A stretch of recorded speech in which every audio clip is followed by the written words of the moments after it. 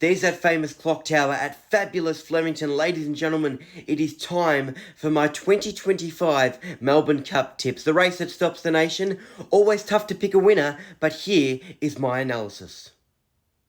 Currently scheduled to be wet conditions on Cup Day, and surprisingly, I've got this boy as my top selection. Arapaho, we know he's a true stayer. He can run out the 3,200 metres. He won the Sydney Cup. He absolutely loves the wet conditions. Bjorn Baker earlier in the year said this horse is one of the absolute warriors in his stable. This could be the story of the Melbourne Cup. A decade later, from Michelle Payne's iconic win at Flemington, does another female jock put her name up in the spotlight in Rachel King. And what a bond that she has with this horse. It's her partner in crime, Rachel King. She knows a thing or two about winning a Group 1 at Flemington. A couple years ago, she won the Coolmore Stud Stakes on osmosis. What a story it would be. Arapaho, on a good track at Bendigo in the Bendigo Cup, had a heavy weight, was the widest in the straight, came 8th and still hit the line well. I think is a great chance. Buckaroo brings the best form into the race. Willow on board, knows his circuit inside and out. All positive from the Chris Waller camp. What a horse Buckaroo is.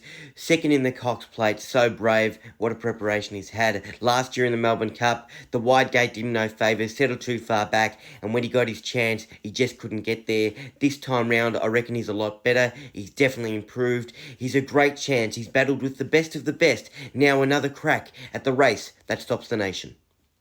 Absurd, one of the internationals, Willie Mullins, trained, running the last 2 Melbourne Cups and finished top 6. Such a brave horse in big races like this. We know he definitely runs out the trip. Inside run, probably similar to last year. I could see that happening down the straight this time round. The question mark for me, though, is how wet the track will be, because this horse actually prefers good conditioned ground. 7th in the Caulfield Cup, where he stayed on well. He's a chance.